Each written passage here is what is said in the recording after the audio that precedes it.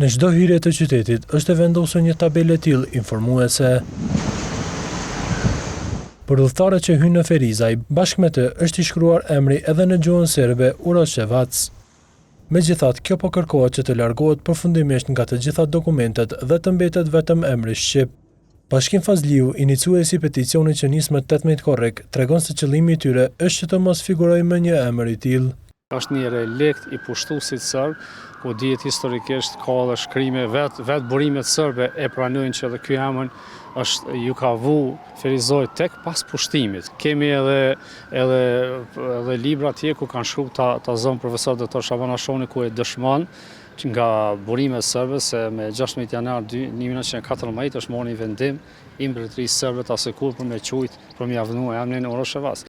Kjo nismë ka gjetur përkrahjen e plot nga niveli lokal, partitë politike e deri te komunitetet jo shumicë që janë në këtë qytet.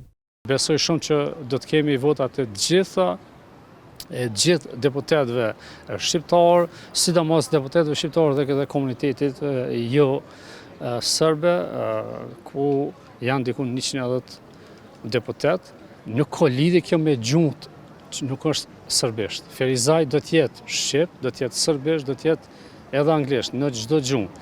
Iniciativën po e mirëpresin edhe vetë Ferizajasit, që thonë se do ta nënshkruajnë posa të jetësohet. Kjo iniciativë na ka pëlqyer shumë dhe unë e përkroj e mbështes në mënyrën çfarë kërkohet edhe çfarë mendohet që ta përkroj.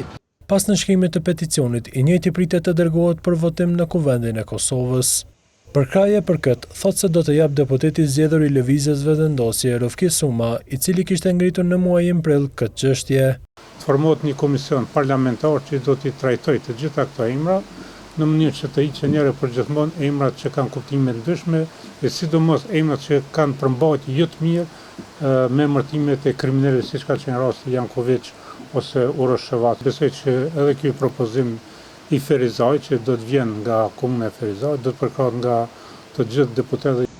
Ky emër ishte vendosur dhe imponuar qytetit të Ferizajt pas pushtimit nga Serbia pas vitit 1912, që nënkupton emrin e një pushtuesi.